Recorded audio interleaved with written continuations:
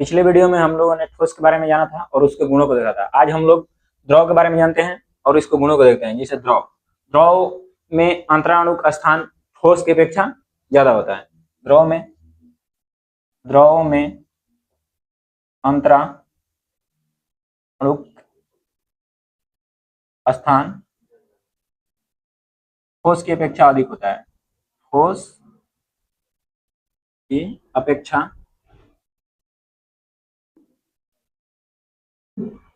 अधिक होता है। मतलब द्रव के कणों के बीच उपस्थित रिक्त स्थान अधिक होता है। द्रव के कणों के बीच उपस्थित रिक्त स्थान अधिक होता है। दूसरा होता है द्रव के कणों के बीच लगने वाला आकर्षण बल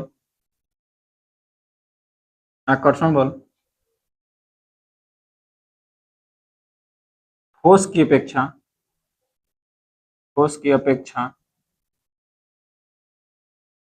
कम मजबूत होता है।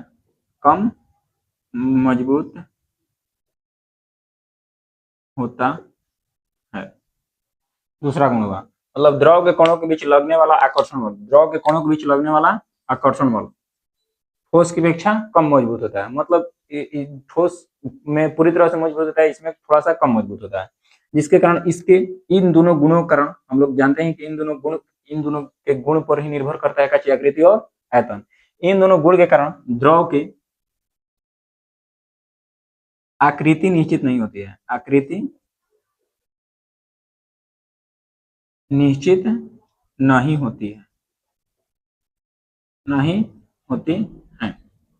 लेकिन आयतन निश्चित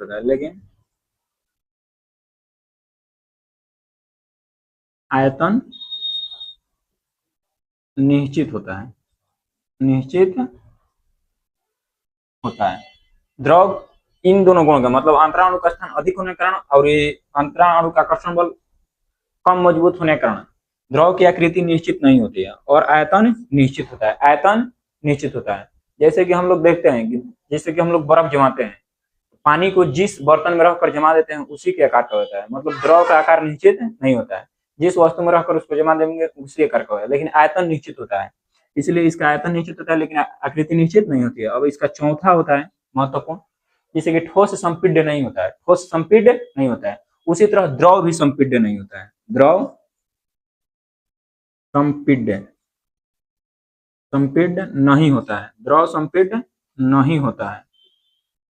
मतलब द्रव को दबाया नहीं जा सकता है, ठोस की तरह ही द्रव को दबाया नहीं जा सकता है। अगला होता है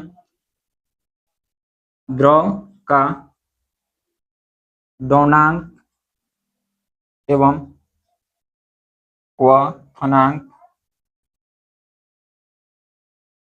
ठोस की अपेक्षा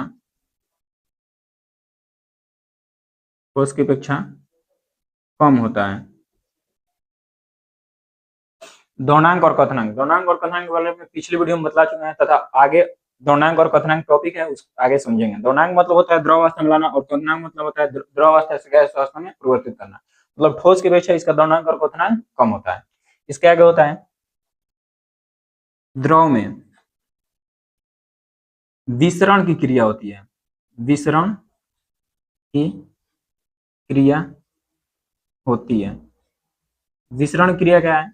मतलब एक द्रव में कोई दूसरा द्रव मिलाएंगे तो मिल जाएगा। जैसे हम लोग पानी में शराब डालते हैं तो पूरी तरह घुल जाता है, तो यही होती है विसरण क्रिया। मतलब एक द्रव को दूसरे द्रव मिलाने पर पूरी तरह मिल जाता है, उसे हम कहते हैं विसरण की क्रिया। तो द्रव में विसरण की क्रिया होती है, सभी द्रव में नहीं होती लेकिन कुछ अधिकतर द्रव में विसरण क्रिया होती है। इतना हुआ। और इसका गुण है जिसे आगे भी लिख लेते हैं, तथा द्रव में बहाव की क्रिया होती है। द्रव में क्या चीज? बहाव की क्रिया होती है। तो द्रव का इतना गुण है, जिससे सातों गुण है, इससे अधिक भी हो सकता है। द्रव में अंतराणु का स्थान ठोस की अपेक्षा अधिक होता है। मतलब दो कणों के बीच उपस्थित रिक्त स्थान अधिक होता है। द्रव के कणों के बीच लगने वाला आकर्षण बल ठोस की अपेक्षा कम मजबूत होता है। आकर्षण बल लगता है लेकिन ठोस की अपेक्षा कम मजबूत है। द्रव की आकृति निश्चित नहीं होती है। लेकिन आयतन निश्चित होता है। यह दोनों एकदम जरूरी है। द्रव की आकृति निश्चित नहीं होती लेकिन आयतन निश्चित होता है। द्रव संपीड्य नहीं होता है, द्रव को दबाया नहीं जा सकता है, द्रव को दबाया नहीं जा सकता है। द्रव का दौनांक एवं क्वथनांक ठोस की अपेक्षा कम होता है, ठोस की अपेक्षा कम होता है। द्रव में विसरण क्रिया होती है। विसरण क्रिया मतलब एक द्रव को दूसरे द्रव में मिलाएंगे तो मिल जाएगा। सभी द्रव में नहीं होती लेकिन कुछ कुछ द्रव में, अधिकांश द्रव में विसरण क्रिया होती है।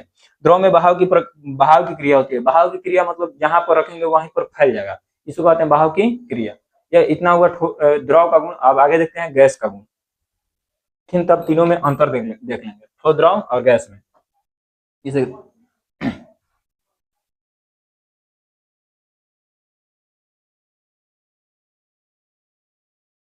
गैस, गैस के बारे में जानते हैं।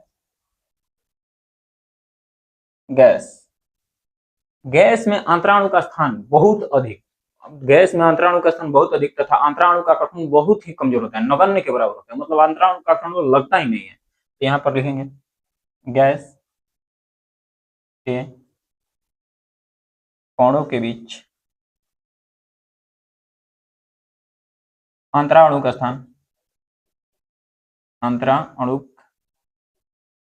स्थान बहुत अधिक, बहुत अधिक तथा अंतराणु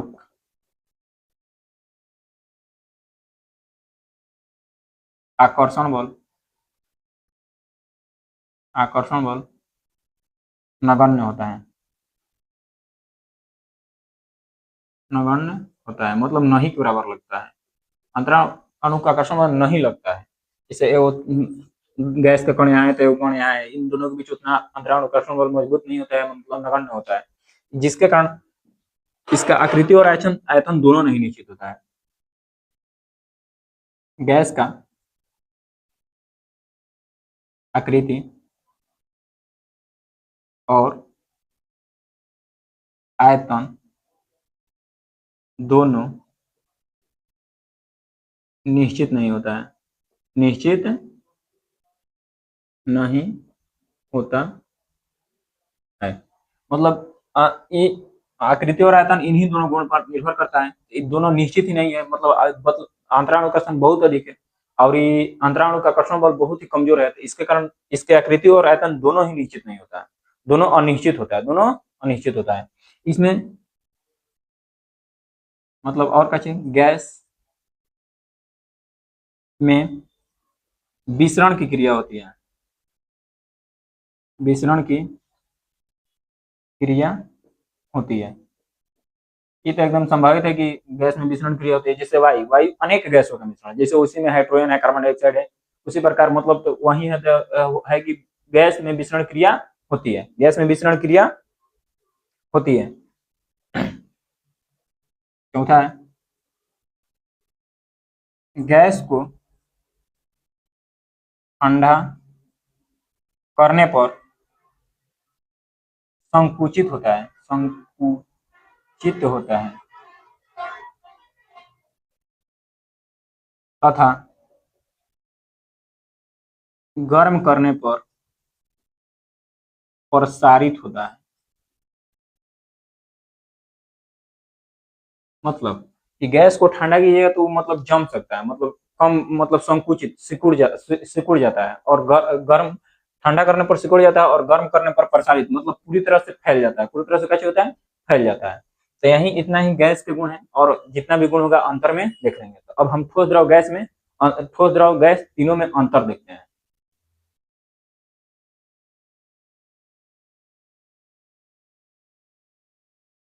चलिए ठोस द्रव और गैस में अंतर देखते हैं। जिससे पहला है अंतराणुक स्थान, अंतराणुक स्थान। तो ठोस में बहुत ही कम होता है, बहुत ही कम। ठोस से अधिक, मतलब इसमें लिखेगा ठोस से अधिक, इसमें बहुत अधिक, बहुत अधिक। इसमें अंतराणु का आकर्षण बल में तो सबसे मजबूत, अधिक मजबूत लगेंगे, सबसे मजबूत ना, अधिक मजबूत। इनका चाहिए ठोस से कम, ठोस से कम। इसमें नगण्य, इसमें नगण्य, मतलब उसमें अंतराणु का आकर्षण बल नगण्य होता है। आकृति इसकी निश्चित होती है, अच्छी निश्चित, इनका आकृति निश्चित होती है, इसमें कैसे अनिश्चित, इसमें अनिश्चित।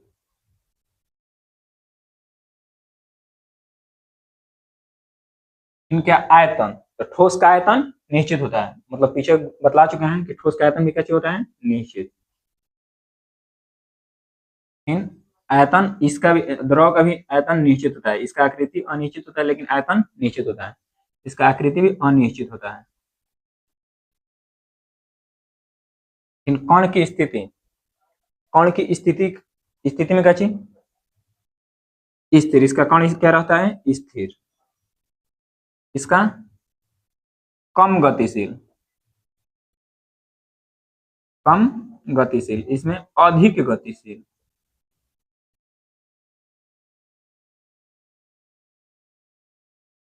अधिक गतिशील, मतलब ठोस के कण की स्थिति क्या है, इसका कण स्थिर रहता है, इसका कम गतिशील रहता है और इसका अधिक गतिशील रहता है। फिर कण की ऊर्जा, इसके ऊर्जा निम्न होती है, मतलब नहीं होती, निम्न ऊर्जा, निम्न ऊर्जा, इसका ठोस से अधिक उच्च, इसका सबसे अधिक उच्च, अति उच्च, चाहे अति गतिशील, अति उच्च, अति उच्च, मतलब ठोस के कण की ऊर्जा निम्न ऊर्जा होती है, फिर द्रव के कण की ऊर्जा उच्च होती है और गैस की अति उच्च होता है, गैस का क्या होता है, अति उच्च। फिर घनत्व इसका उच्च होता है, फिर ठोस से कम, चाहे इसको निम्न लिख देते हैं, निम्न, इसको अति निम्न। फिर संपीड्यता, तो गैस ठोस संपीड्य नहीं होता है, ठोस संपीड्य नहीं होता है, संपीड्यता मतलब होता है दबाना, यह नहीं होता है। द्रव भी संपीड्य नहीं होता है, गैस संपीड्य होता है। यही ठोस द्रव गैस में अंतर हुआ, जिससे कि अंतराणु का स्थान तो ठोस में कम होता है, द्रव में ठोस से अधिक होता है, गैस में बहुत अधिक होता है। फिर अंतराणु का गठन सबसे मजबूत ठोस में होता है, उससे कम मजबूत द्रव में होता है, नहीं के बराबर गैस में होता है। फिर आकृति, तो ठोस की आकृति निश्चित होती है, द्रव की आकृति अनिश्चित होती है, गैस की आकृति अनिश्चित होती है। फिर आयतन, तो ठोस का आयतन निश्चित होता है, द्रव का आयतन निश्चित होता है, फिर गैस का आयतन अनिश्चित होता है। फिर कण की स्थिति, तो ठोस का कण स्थिर रहता है क्योंकि इसका अंतराणु का कर्षण बल बहुत ही मजबूत होता है, इसको गति करना नहीं होता है। ठोस द्रव के कण की स्थिति गतिशील होती है, कम गतिशील, और गैस के अधिक गतिशील होती है, जिसके कारण कण की ऊर्जा इसमें निम्न ऊर्जा होती है, इसमें उच्च ऊर्जा होता है। और सबसे अधिक ऊर्जा कण, सबसे अधिक ऊर्जावान किसका होता है, तो गैस का। सबसे अधिक कण किसका ऊर्जावान होता है, तो गैस का। फिर घनत्व, तो ठोस का घनत्व उच्च होता है, द्रव का घनत्व निम्न होता है और गैस का घनत्व अति निम्न होता है, घनत्व ही नहीं होता है। फिर संपीड्यता, तो ठोस को दबाया नहीं जा सकता है, तो यहाँ नहीं लिखा हुआ है, द्रव को भी नहीं दबाया जा सकता है, यहाँ भी नहीं लिखा हुआ है, गैस को दबाया जा सकता है, तो यहाँ पर लिखा है, मतलब ठोस संपीड्य होता है, ठोस संपीड्य होता है। अब आगे देखना है पदार्थ की अवस्था में परिवर्तन, पदार्थ की अवस्था में परिवर्तन मतलब एक अवस्था से दूसरे अवस्था में कैसे जाता है, अगर आप इसको लिखना चाहते हैं तो लिख सकते हैं।